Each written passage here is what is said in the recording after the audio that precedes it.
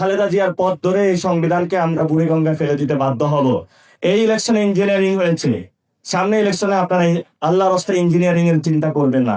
কারণ গণতন্ত্র মুখে বলেন, গণতন্ত্র শুধু মুখে বললে হয় না, এটা বাস্তবায়ন করতে হয়।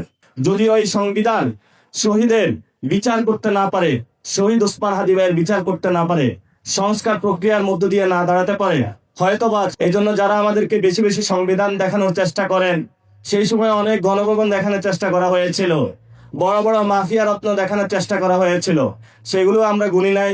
এখন নতুন করে তারা আমাদের সংবিধানের সবক দিচ্ছে।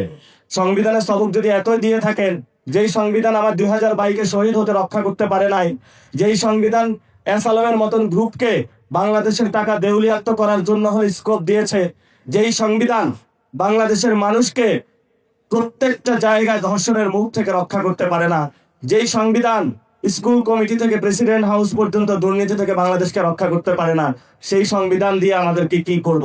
এখন সংবিধান নিয়ে কথা বলে আবারই মামলা হামলার তারা হুমকি দিতে পারে।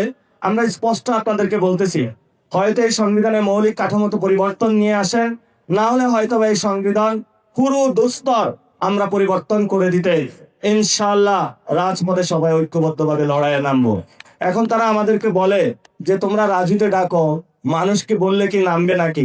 মানুষ বললে নামবে নাকি? সেই জায়গাটা হলো আপনাদেরকে আমরা স্পষ্ট করে দিতে চাই, হ্যাঁ মানুষ নামবে।